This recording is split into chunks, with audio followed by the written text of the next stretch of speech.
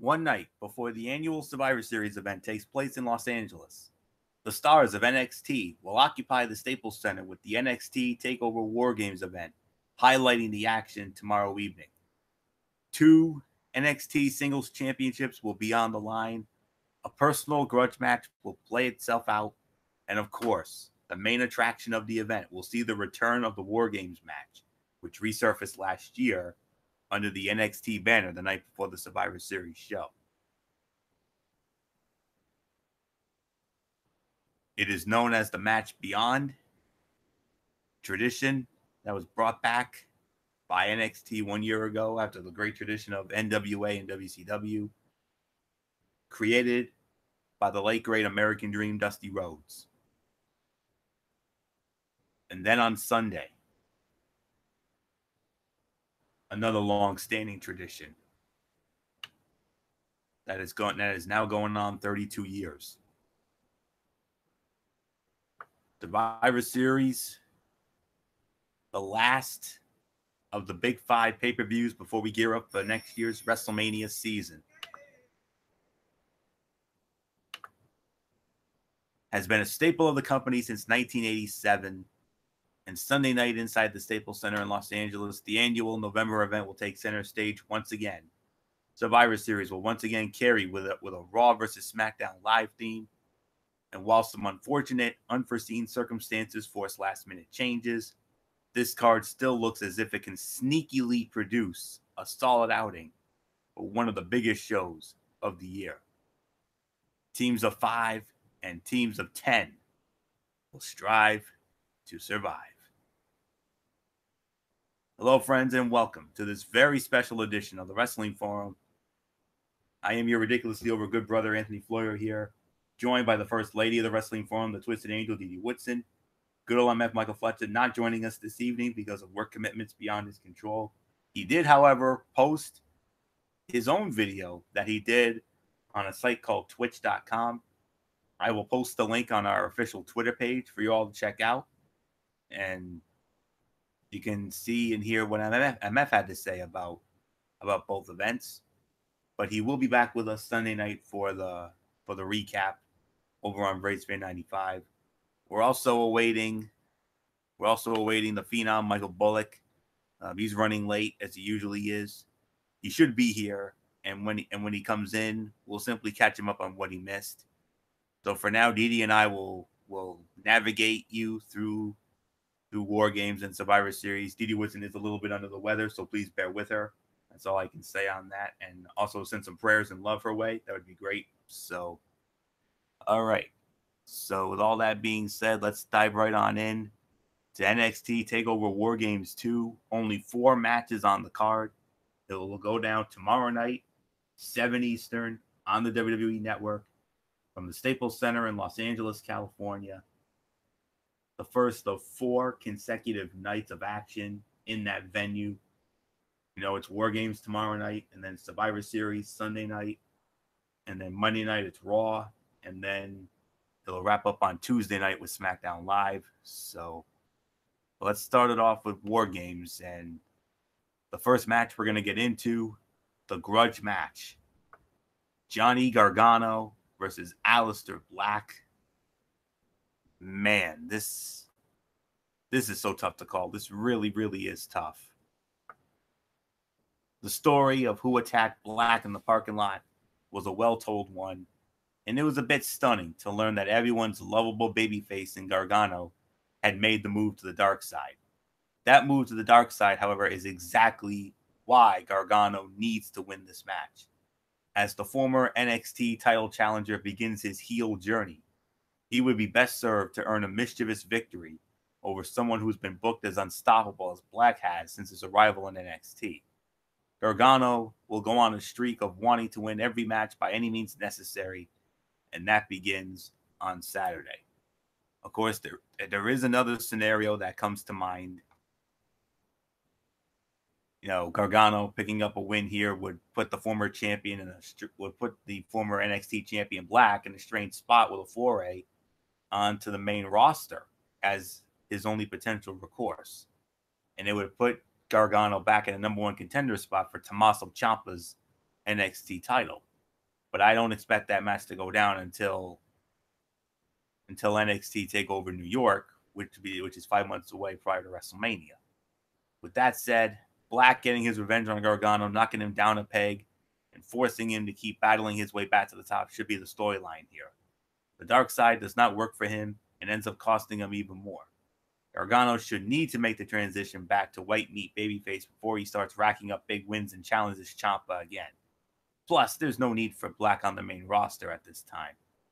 So, like I said, this is a very tough one to call here. But I'm going to take a chance, and I'm going to go with Aleister Black to win this match. I mean, like I said, this can go either way. It really, really can. But I got a feeling, I mean, Gargano hasn't really won any big matches lately. So, and you know Black is out for blood and out for revenge, and I think he can get it here. So, if I'm wrong, whatever. So, I'm going to go with Aleister Black to win what I think should be one hell of a match. So, nothing more to say here. Didi Woodson, come on in. Johnny Gargano, Aleister Black, kicking off Wargames. Yeah, but I agree. This is kind of a tough one to call, but I think the whole thing here going on was in the obsession that Gargano had with Ciampa. He kind of lost his soul, so he's now decided that he's going to, take out Black so that he has a, equal opportunity, I guess you can say, on Ciampa, and doesn't think he did anything wrong doing that, but, in the end, we all know what happened on that pay-per-view, so now we have Black back, and he's at that point that he's, really chomping at the bits to get revenge. So,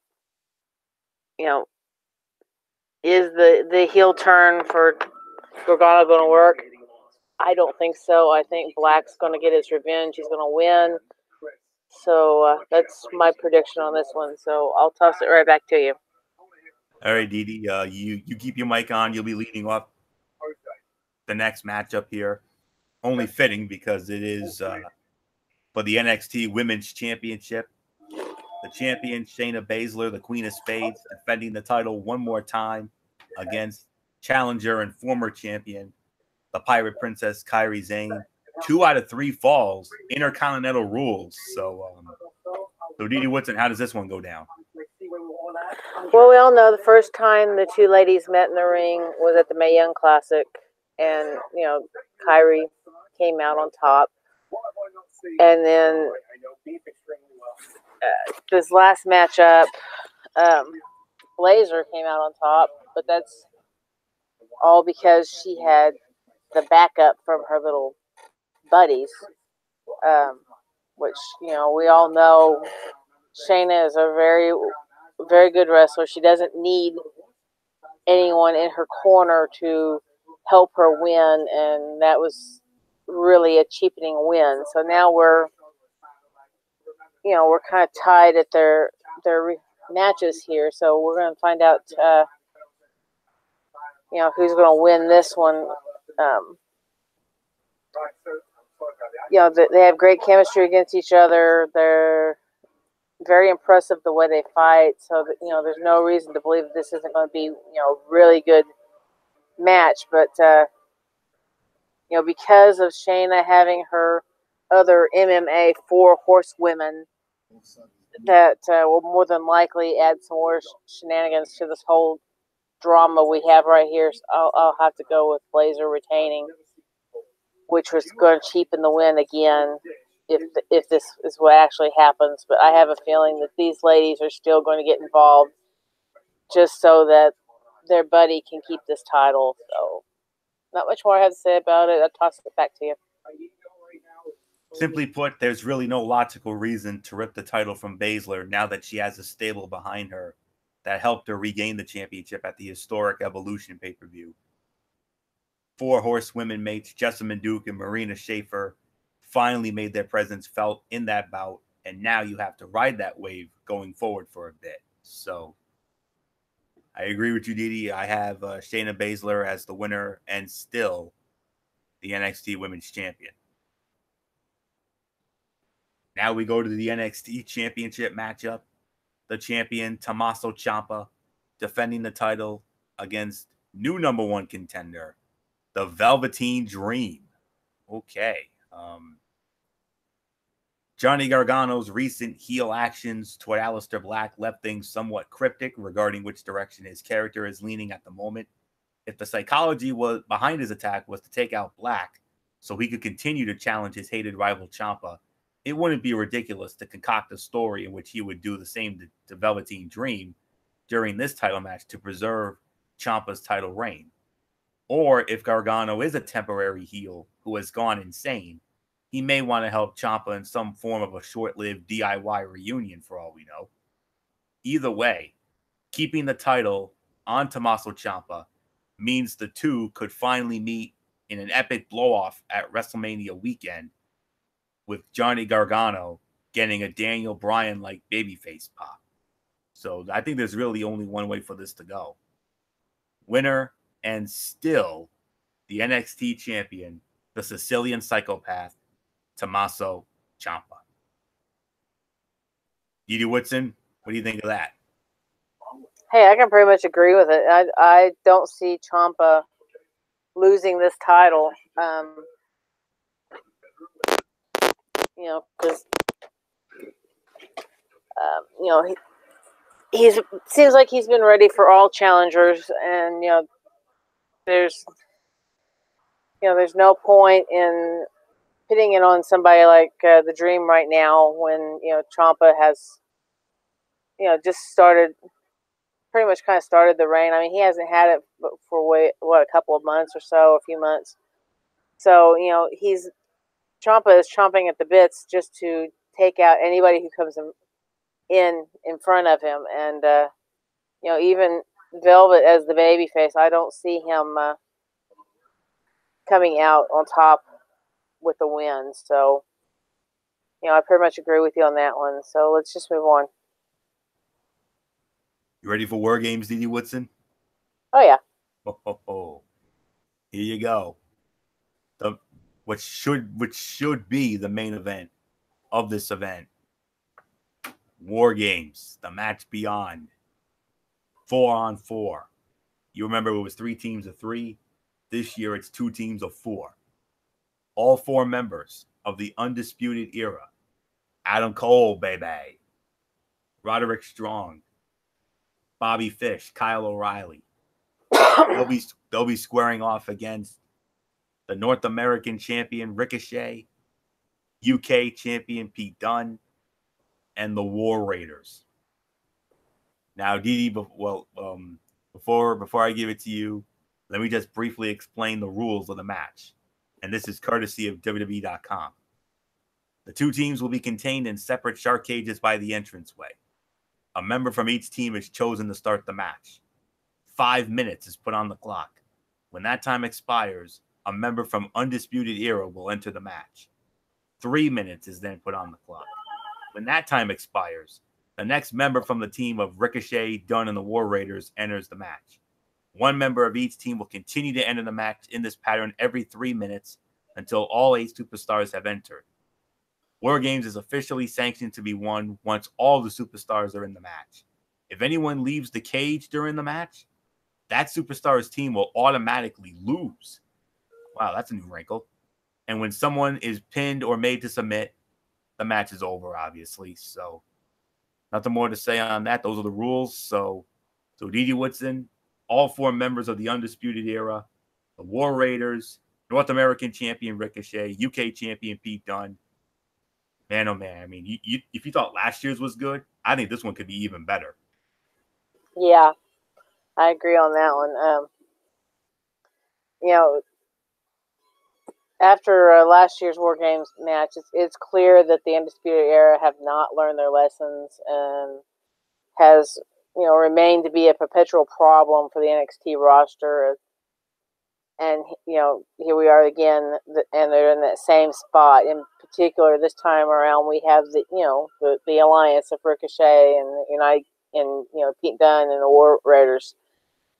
So, looking at how things have been going and everything, and the fact that, there is no titles that's going to be changing hands during this match, my prediction is going to be that Ricochet, Dunn, and the War Raiders are going to actually come out on top for this and have the bragging rights over the Undisputed Era. So, not much more I'm going to say about it. I'll toss it back to you. Yeah. Certainly anything can happen in a multi-man match this wild, where a loss wouldn't necessarily hurt either side moving forward. This is a tough match to call, considering the real reason for it should be to put over Undisputed Era. At the same time, however, with Ricochet and Pete Dunne as champions, plus War Raiders clearly in line for a tag title match, it makes the most sense for the babyfaces to go over. Really, anyone on Undisputed Era can eat the pinfall, whereas one would expect one of the War Raiders to take the 1-2-3 if the match went the other way. Should Undisputed Era win the match, all that would really be gained is Adam Cole getting a rematch at Ricochet, perhaps. But I agree with Didi's prediction here. I, too, will go with the War Raiders, Ricochet, and Pete Dunne to win what I think could be an even better War Games match than the one we had last year. And who won that one last year? It was the Undisputed Era. So they should switch it up, and they should give War Raiders, Ricochet, and Dunne the win here to, even it out. So War Raiders, Ricochet, Pete Dunne, Didi, I 100% agree with you. I've got them going over as well. So, man, 4-match card, and all 4 matches have potential to be show stealers, but War Games is gonna steal the show, and we're gonna be calling the LAPD on that one, like JBL would say. So, nothing more to say on that. So, that's NXT Takeover War Games 2 in a nutshell. And now we move on to my favorite WWE pay-per-view event of the entire year, the 32nd annual Survivor Series. What started as a Thanksgiving night tradition, then became a Thanksgiving Eve tradition, and then it became a Thanksgiving week tradition. The first, I want to say, 4 or 5 Survivor Series events went down on Thanksgiving night, and then the next 3, I believe, I know 87 up until about 90 or 91, they did it on Thanksgiving night. And then either 91 or 92 up until 94, they did it on Thanksgiving Eve. And then since 1995, they then moved the event to Sunday night, and it's been there ever since.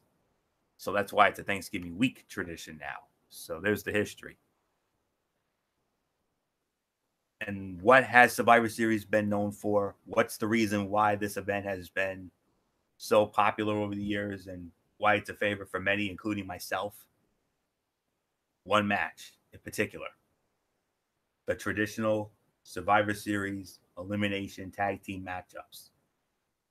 We've got 3 of them this year.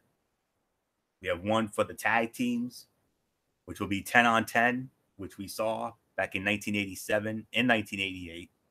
Both epic and special in their own ways. 2 of my all-time favorite traditional Survivor Series tag team elimination matchups in history. And then we're going to have a 5-on-5 with the women and a 5-on-5 with the men. And for the 3rd year in a row, it's Raw versus SmackDown Live for the bragging rights and brand supremacy. And believe it or not, the cruiserweights are actually going to get an opportunity on pay-per-view, on a main pay-per-view, and it's about damn time, because I think they damn sure deserve it, especially after what they've been doing on 205 Live since Drake Maverick took over the reins early this year. So we have one match on the pre-show, but boy howdy is it a big one. The Raw versus SmackDown tag team 10 on 10 Survivor Series elimination matchup. Representing Monday Night Raw, team captains Bobby Roode, Chad Gable, and their team members comprised of Victor and Connor of the Ascension, 2 members of the Lucha House Party. Of course, Lucha House Party, that's Kalisto, Lince Dorado, and Gran Metalik. from 205 Live. The B Team, Curtis Axel and Bo Dallas. And the Revival, Scott Dawson and Dash Wilder. And they'll be squaring off against the team representing SmackDown Live. Team captains, Jimmy and Jay, the Usos. 2 members of the New Day. Kofi Kingston, Biggie Langston, Xavier Woods. We don't know which 2 it'll be. The Good Brothers, Carl Anderson and Luke Gallows. 2 members of Sanity. You got Eric Young, you have Alexander Wolf, you've got Killian Dane. We don't know which 2 members will be for that. And then rounding that out will be the Colognes, Primo and Epico. So it may seem to some as if the lopsided nature of the pairings here could be a smokescreen for a Raw win, but I don't think that's the case at all. With this serving as the kickoff show match before the main festivities take place, this one goes chalk as the Usos will earn yet another accolade that they can brag about going forward for the SmackDown brand. So this is a clear, easy call here. Team SmackDown Live wins. I don't know who will be the survivors. Maybe the Usos could be the sole survivors. Maybe Usos and New Day. I don't know, but I gotta go with my gun on this one. It's got to be SmackDown Live here. If Raw somehow finds a way to win this thing, I will be beyond shocked. That's all I can say on that. So, me, I'll be pulling for Raw all the way, but let's be realistic.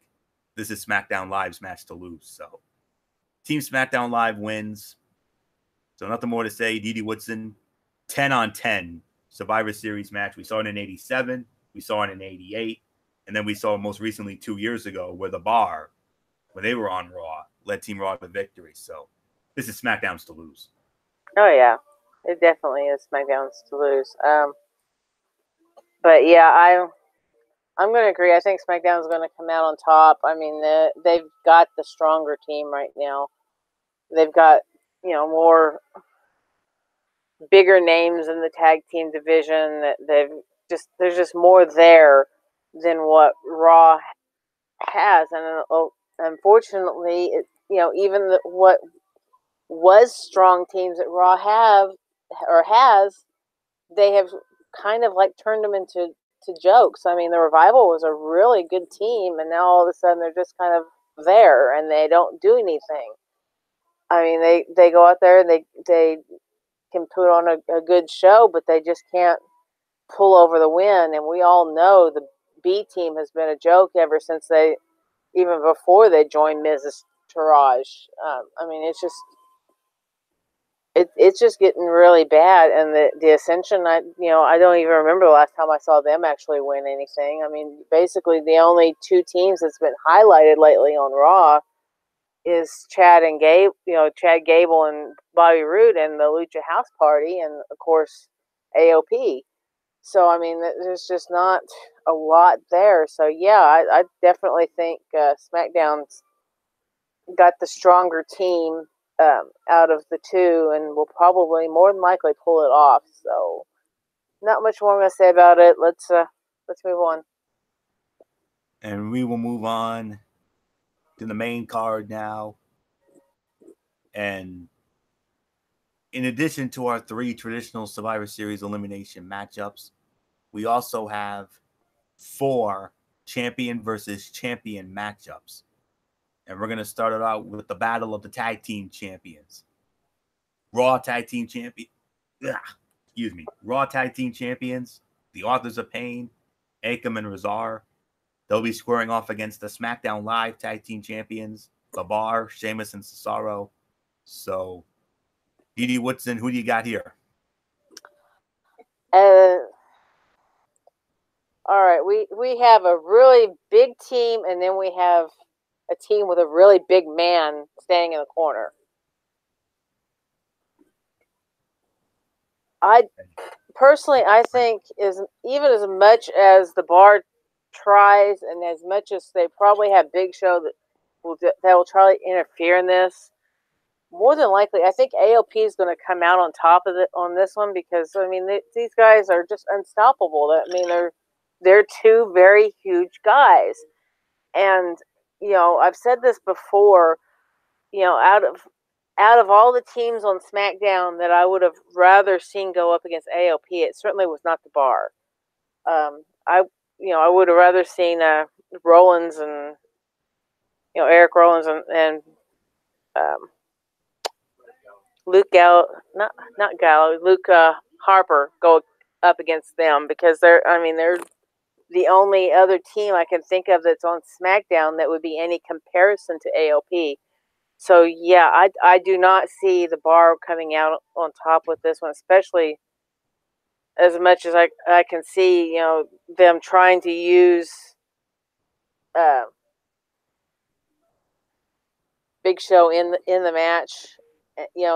They'll we've all seen it before. You distract the ref, and then your guy on the outside interferes. And I have a feeling we're going to be seeing a lot of that, but it's just not going to work for them. It's AOP all the way. So this will be a Raw match. So it's yours. Unlike the other dream matches on the card between active champions of both brands, this one has no storyline behind it or reasons it might be memorable. It's for that reason that the match would be best booked as short and dominant in favor of AOP, who can better use the push on this type of showcase. So I do agree with you, Didi. I say Raw will even the score here. I've got the Authors of Pain, Akam and Razar, our newest Raw Tag Team Champions. We all know how that went down in England a couple weeks ago. So, yeah, and we definitely need them to be showcased here if we're going to take them seriously. And I want to take them seriously. The only tag team on Raw that's even doing anything right now. So, AOP wins the match, no doubt about it. So, let's move on now. The only non-Raw versus SmackDown match of the evening. This is from 205 Live. This is the Cruiserweight Championship matchup. And it's about damn time these guys are getting a chance to shine on a big-time pay-per-view. They damn sure deserve it, because you've heard me go on and on during my Tony's Take on Ridiculously Raw about how great 205 Live has been ever since Drake Maverick, alias Rockstar Spud, took over the authority figure role. And man alive, I mean, it's been averaging like 7 to 8 out of 10 every week. And here's two of the reasons why. The first official, I believe this is the first official title defense for Buddy Murphy ever since winning the title last month at Super Showdown in his home country of Australia, when he knocked off Cedric Alexander. But he's defending the title here against Mustafa Ali. There's only one way for this one to go. It's way too early to pull the Cruiserweight title off of the uber-talented Murphy. So there is a scenario going around saying that, a victory for Murphy will not be the story that everybody talks about coming out of this one. I mean, Ali will be unsuccessful in yet another quest for the purple strap, but the loss many people are pitching could come via a backstabbing at the hands of good friend and former champ Cedric Alexander. And in a world of heel turns in WWE lately, there could be another one added to the list. I'm kind of hoping not, but you never know with the way it's been going around lately. I wouldn't be surprised. So, but interference or not, I got Buddy Murphy successfully defending the Cruiserweight Championship. So, Edie, I know you don't care about the Cruiserweights, but maybe like a quick pick here. Yeah, I haven't watched a whole lot of 205. I've watched the analysis have joined, but I'm still not quite there. But out of the two, I'm going to agree with you on that. Buddy Murphy not having the title very long, it is too soon to pull it off of him. So I'll agree with you on that one. So let's move on. And we move on, Didi, to our next traditional Survivor Series elimination match, the 5-on-5 men's Survivor Series elimination matchup.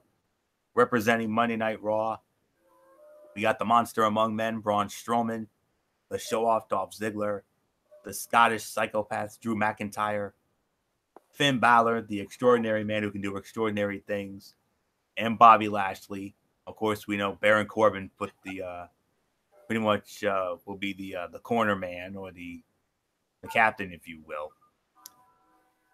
And representing SmackDown Live, we have The Miz, SmackDown Live Commissioner Shane McMahon, the Samoan Submission Machine, Samoa Joe, Rey Mysterio, and the Extreme Enigma, Brother Nero himself, Jeff Hardy. Tough one to call, D.D. Woodson. So who do you got in this men's 5-on-5 traditional Survivor Series elimination matchup? It is a tough one to call because, for one, both teams have an explosive element in it. I mean, because you have several on both teams that don't like each other. But yeah, it's a very tough one to call.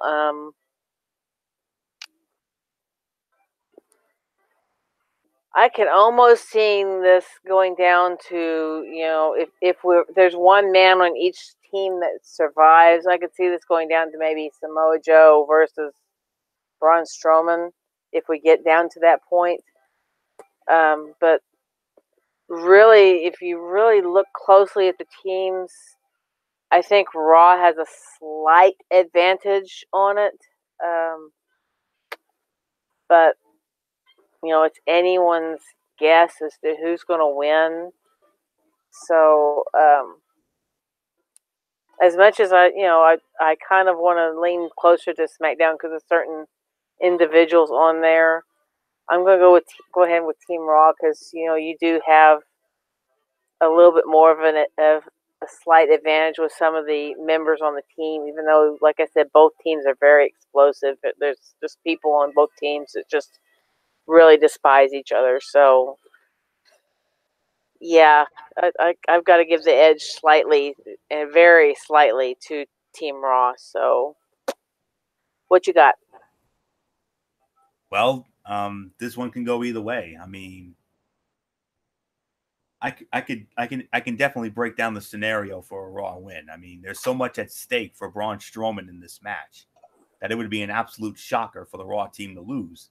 Not to mention the fact that it is clearly better than its SmackDown counterpart, top to bottom. If WWE was not going to pay off Stephanie McMahon's promise to Braun Strowman, there would have been no reason to make it in the first place.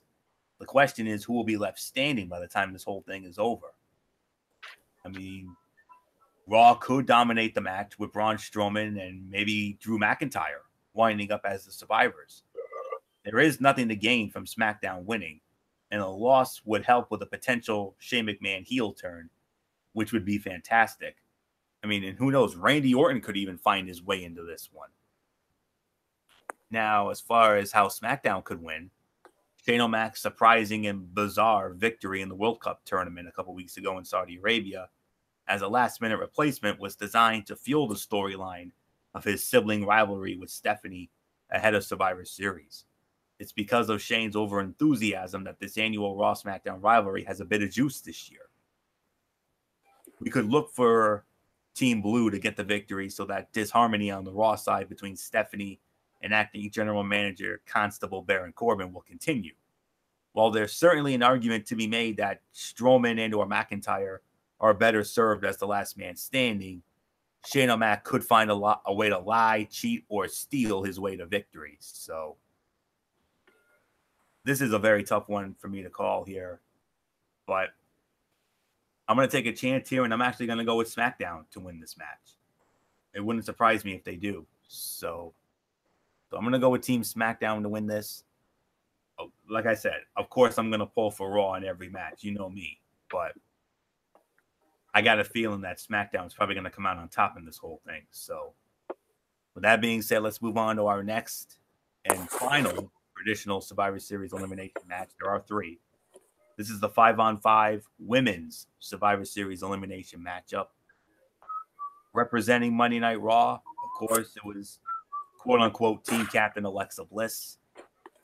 And she put together a team of Natalya, Mickie James, Nia Jax, Tamina Snuka, and Ruby Riott of the Riott Squad. And representing SmackDown Live, we have Carmella, Naomi, Asuka, Sonya Deville, and a 5th member to be determined. This probably would have been Charlotte Flair, but Charlotte Flair's got bigger plans, as we all know. We'll get into that in a moment. But nonetheless, we'll find out who that 5th team member will be. We probably won't know until Sunday night. My gut's telling me it's going to be Mandy Rose, or it could be someone that completely out of left field. You don't know, but this one really can be a close call to determine. But in the end, I mean, now I'm going to break it down the same exact way I just did with the men's match. For Raw, we could probably be left with a vision of Nia Jax and Tamina Snuka standing tall as the sole survivors of the match.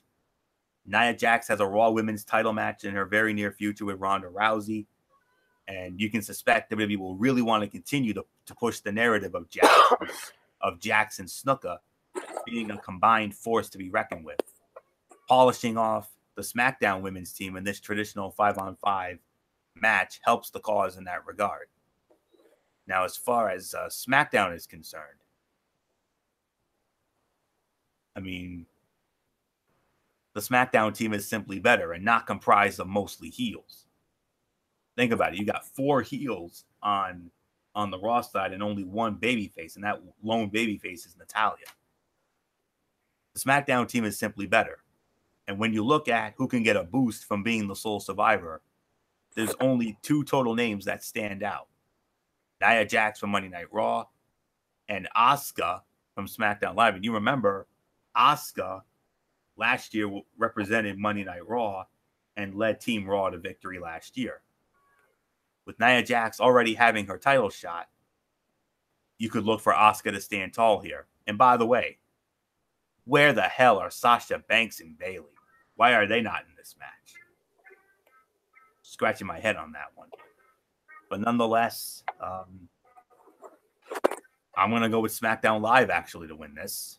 I mean, you got 4 heels on that Raw side, and that could lead to disaster, especially with Alexa Bliss running things. So there's really nothing for me to say on this. I could see SmackDown Live winning it, and I wouldn't be surprised if Asuka ends up being the sole survivor again, just like last year. Represent both brands. She did it for Raw last year, and I could see her doing the same for SmackDown this year. So I'm going with SmackDown Live to win this. So, Didi, what's in your thoughts? You know, we still have the one unknown element on Team SmackDown, which is who the 5th member is, which could be a big player in this whole thing, especially if they throw in somebody like Lana, who doesn't really know much as far as in-ring stuff. But there's a lot of still top girls over on SmackDown, or even one that could pull up or from NXT that could fill that spot. But yeah, I mean, Team Raw is more heel, where SmackDown is, it's almost evenly played out. And Team Raw could be using this as also a chance to possibly turn Natty heel by putting her on an all-heel team. And, as we all remember, we did have Bayley and Sasha fighting it out for that final spot just for Alexa Bliss to end up giving it to Ruby Riott in the end, which, if she wanted Ruby in it, she shouldn't have had this makeshift match, which she had no point in making in the first place, to fill that spot. But as far as the 2 teams, yeah, SmackDown seems to have a wee bit stronger team, as we've pretty much kind of stated on all of them. Because on all of these, I've gone with SmackDown except for the men, which I thought Raw had a slight advantage on. But, either way, I wouldn't be surprised if SmackDown won all 3 of these. So I'm going to go agree with you and go with SmackDown on the ladies as well, just because, they are a little bit stronger, and there's, we still have that hidden element that we just do not know what it is, and you really can't completely predict this with 100% accuracy, not knowing who that 5th member is. I mean, if it was Charlotte that was as it was originally supposed to be, then yeah, you would have definitely, had a very strong SmackDown Women's team, but having this unknown, you can't really be 100%. But that is a good point that you brought up of it more likely being Asuka winning in the end, which would give her that boost to go in and possibly.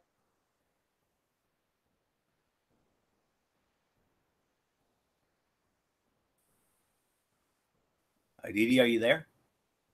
Yes. Okay. I toss it back to you. Oh, okay. I thought something happened there. All right.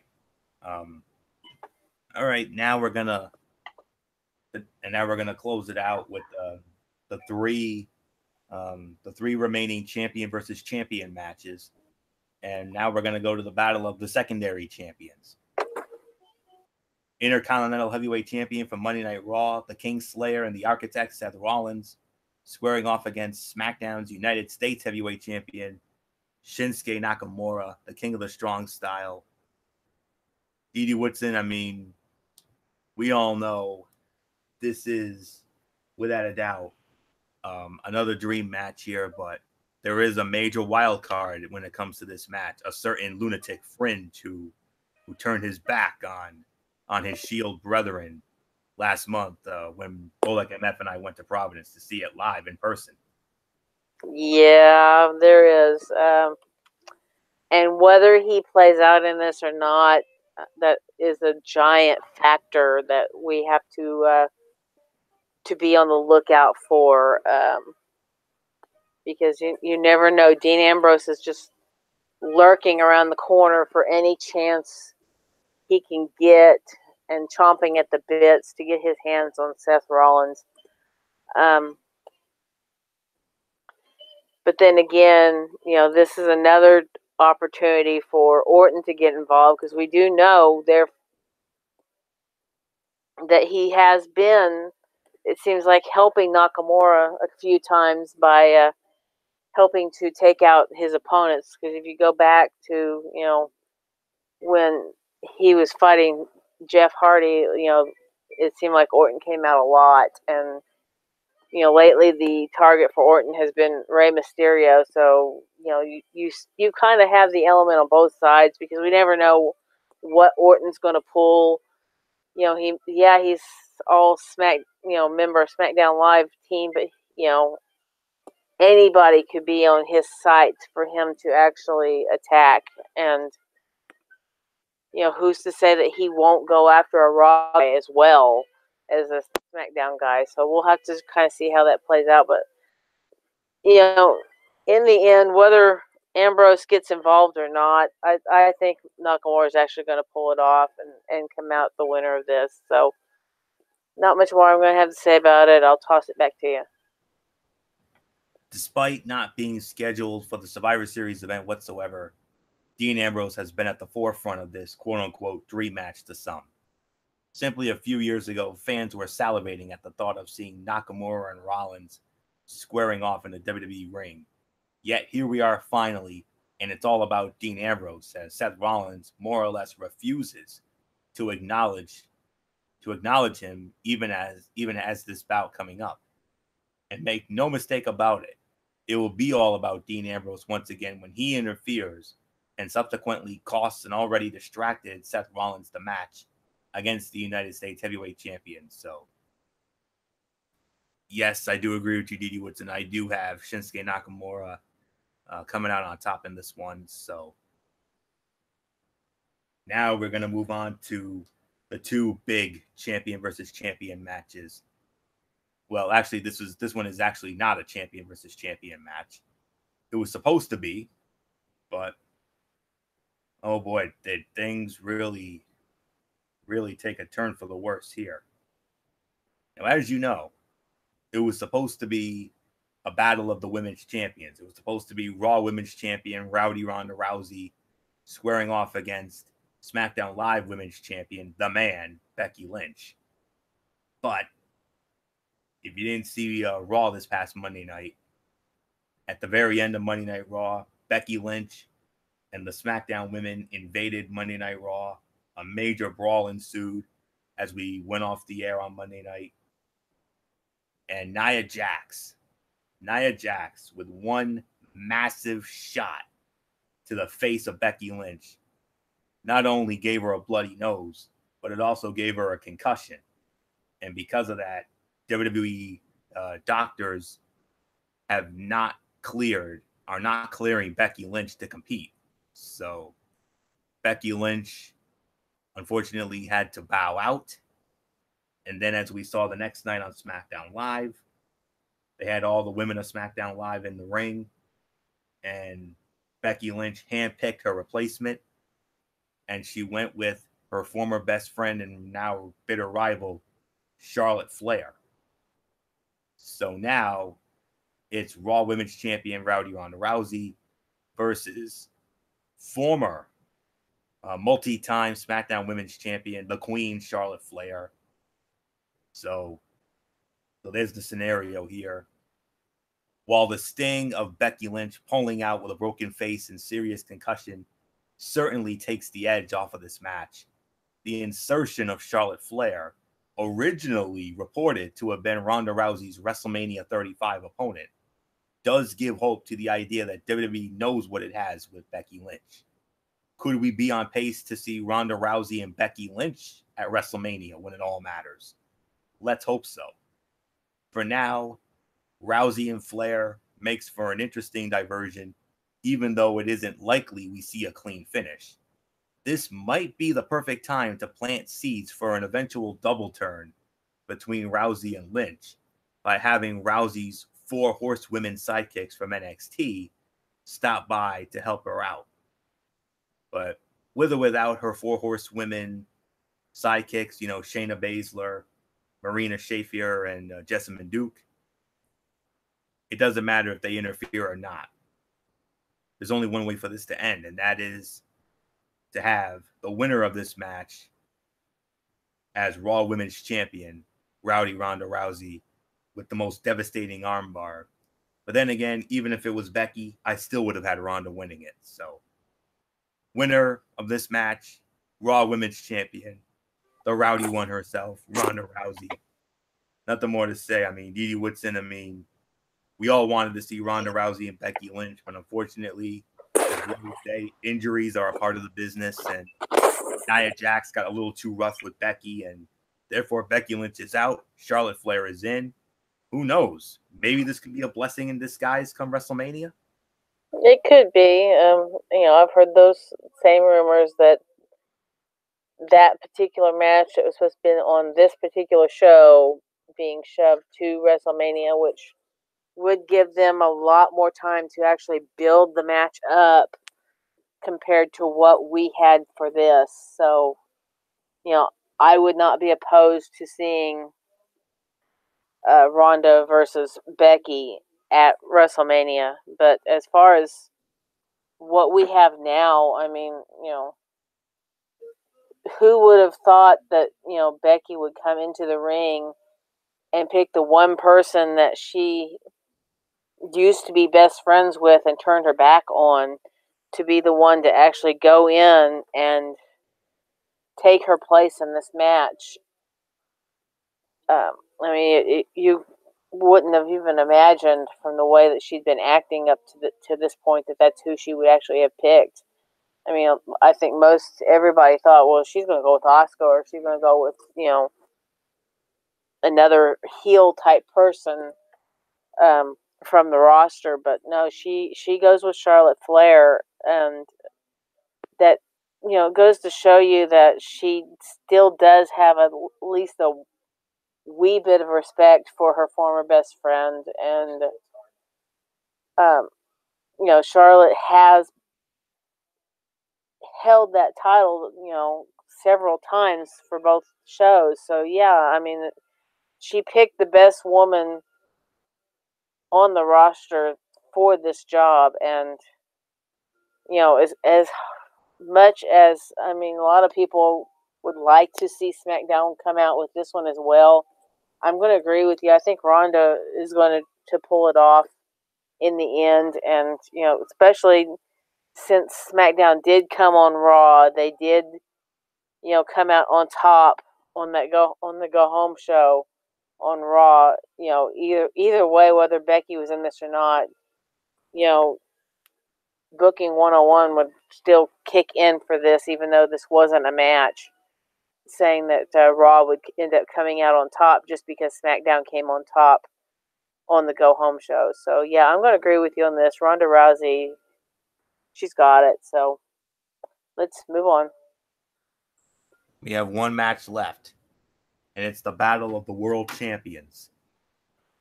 Representing Monday Night Raw, once again, the reigning and defending undisputed Universal Heavyweight Champion, much to the chagrin of all of us, and I mean all of us, including myself, Brock Lesnar. Now, as you know, it was originally scheduled to be Brock Lesnar representing Raw as the Universal Champion, going up against SmackDown Live's WWE Champion, the phenomenal AJ Styles. That was until this past Tuesday night on SmackDown Live in St. Louis, where AJ Styles and Daniel Bryan had a heated exchange in the ring, which led into a massive pull apart brawl, and which then spilled over into Shane McMahon and Paige's office, and Shane O'Mac had enough, and he just decided to, you know what, you two are going to settle it in the ring, and we're going to put the title on the line tonight. So it was AJ Styles and Daniel Bryan for the WWE Championship. And when all was said and done, we crowned a new WWE champion. And that was, I guess we could call him the No Man once again, Daniel Bryan, because Daniel Bryan turned his back on the Yes Movement and seemingly killed the Yes Movement in one foul swoop when he low blowed AJ Styles, then hit the running knee to become WWE champion once again. And now Daniel Bryan has turned heel.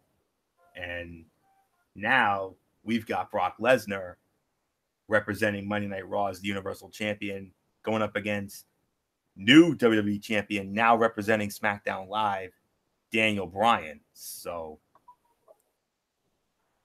well, D.D. Woodson, I mean, we saw Lesnar and Styles last year. They stole the show in Houston, but now Lesnar and Bryan has been another match that has been talked about as a dream match. Daniel Bryan himself has gone on the record in the past and says that he wanted to have a match against Brock Lesnar. Well, now he's finally got his wish. That he does. He does finally have that wish of getting to face the big man. I do have one little discrepancy with Heyman calling Lesnar the reigning defending. As we saw in the last time, reign of Brock Lesnar, he did not defend like a normal champion would. He did it almost quarterly. He would defend that title. So I would not call him the defending Raw champion because he just doesn't defend it unless it's one of the 4 major pay-per-views, or unless he is forced, like he has been a couple of times when he did the one in Saudi Arabia where Reigns should have won and didn't, or some of the other times that he's been kind of forced to get in the ring and actually defend it. So no, Brock Lesnar's not the defending Raw champion, but as far as him versus Daniel Bryan, as much as all of us that were in the Yes Movement love Daniel Bryan and everything, but now, Daniel's turned his back on all his supporters and everything, like you said, killing the Yes Movement. That kind of makes all of us, go against him in this match as well. I mean, this is your David and Goliath match here. No matter if it was AJ or Daniel Bryan, it was going to be the David and Goliath type match anyway, because Brock is the bigger man. He's, he may be, still kind of a young buck here, but he's still the bigger guy, but at the same time, Daniel's got that speed and that quickness. But I still think in the end, this is going to go to Raw, and Lesnar's going to walk out with, holding the the trophy or whatever you want to call it. The having the title of the best champion out of the two. So not much more I'm going to say about it. I'll toss it right back to you. Yeah. Before I give my thought on the match, I read a dirt sheet, Didi, saying that the reason why we saw Daniel Bryan turn heel was because Daniel Bryan himself actually pitched that idea. He pitched that idea about a month or so ago. So yeah, and Vince is finally letting it play through, because it was almost the same thing as it was with John Cena, where he just did not want to let him go with it, and now he's finally letting him go with it. Especially now, since his wife has already gone heel as well, so why not? That is very true. But Daniel Bryan pitched the heel turn idea about a month or change ago, and Vince McMahon, made the decision over the weekend to take the title off of AJ Styles, and well, I should say finally take the title off of AJ Styles, because AJ Styles, his epic title run ending at 371 days. Great run for the Phenomenal One, without a doubt. I have no doubt he will hold it again. I can see him becoming a 3-time champion down the road. But right here, they put it on Daniel Bryan, and Vince, because he wanted the big impact of it, and that's why he decided to not only take the title off of Styles, but also to turn Daniel Bryan heel in on top of that. So D. Bryan himself was the reason why he turned heel. He pitched that idea a month ago, and Vinnie Mac decided to finally go with it. So, and what a moment. I mean, that was the capper of what ended up being the most newsworthy SmackDown Live of the year so far. I mean, the last 2 weeks have been beyond newsworthy. So go out of your way to see that match, by the way, because that was an instant classic, without a doubt. So, but now as far as this match is concerned, moving from AJ Styles to Daniel Bryan in this match was short-sighted, in my opinion, particularly because Styles getting retribution for Lesnar's win last year could have set up a tremendous blow-off at WrestleMania. But with Daniel Bryan standing as the new WWE champion, it hurts to know that he is basically going to lose his first match with the title. But still, there's no other way for this to end. A babyface Daniel Bryan beating a heel Brock Lesnar at WrestleMania, that I would buy. But a heel Daniel Bryan beating a heel Brock Lesnar at Survivor Series does not make one bit of sense. So you're absolutely right, Didi. There is only one way for this to go, and that is the winner of the match. It is Brock Lesnar, and I couldn't agree with you more. I mean, the last time Brock Lesnar was Universal Champion, he held the title for 504 days. And how many times did he defend that title in those 504 days? A grand total of 7. That's it. Just 7 title defenses before he finally coughed it up to Roman Reigns back at the SummerSlam, and then we know what happened from there. We all know the unfortunate news that happened to Roman about a month ago. So, and then unfortunately they had to put the title back on Lesnar when it honestly should have gone to Strowman, but clearly WWE has no faith in him. So, which is a damn shame, because I think he would have been a great Universal Champion. That's just my opinion. So, all right. Before we put a bow on this, we always like to figure out how this is going to play out. How do we see these events going down? And I'll tell you what, when it comes to TakeOver Wargames, I think this has potential to be maybe the best event of the year. I mean, I think this could easily go from a 9 all the way up to a perfect 10 itself, because all 4 matches have the potential to be show stealers. The only one I'm concerned about, honestly, and it's no disrespect, it's the women's match. That's the only one I have concerns with. But Gargano and Black should be incredible. Same with Ciampa and Dream. But of course, War Games is going to be out of freaking sight. So we're looking at a 9 to 10 easily when it comes to War Games. And whenever we have these joint events, I mean, NXT always does better than the main roster. And this is not going to be an exception here. I mean, as far as Survivor Series is concerned, I mean, all the matches have potential to be really good. AOP against the Bar, I do have concerns about that. I would love for that to be a man fight and really be an incredible match, but nonetheless, I'm thinking that could be like a 7 to 7.5 for me. I would love to see it go higher because they have the potential to put on a really good show, especially with the last minute changes. I'm hoping that the last minute changes don't hurt the show. That's all I can say. So a 9 to 10 for Takeover War Games and about a 7.5 for Survivor Series. So Didi Whitson, your quick thoughts, and then we'll wrap it up.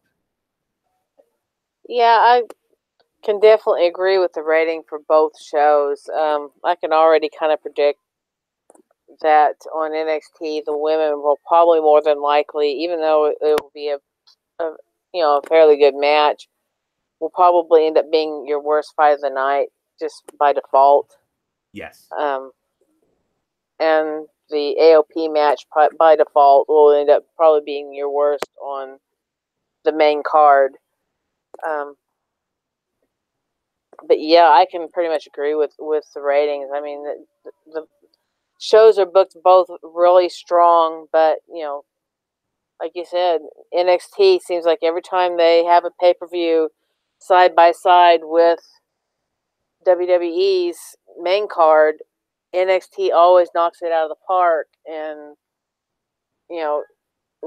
takes all the lackluster out of the main card, where you're sitting here just wondering why it's not as powerful as the other. And that just goes to show you that these younger kids in NXT, they just have it, and they're letting them run the show or run their matches the way they need to run them for their particular characters. And that's what the main card is losing, because you have, as Bullock puts it, bucktooth dung that's sitting here running the show, and that's not the way we need it. We need these people to actually control their character and run it the way they want to run it. And I kind of think that's what they're doing with Ambrose right now. Is he's been better heel in the past, and now he's getting that chance to actually do that. So I think that in a way we're starting to kind of see that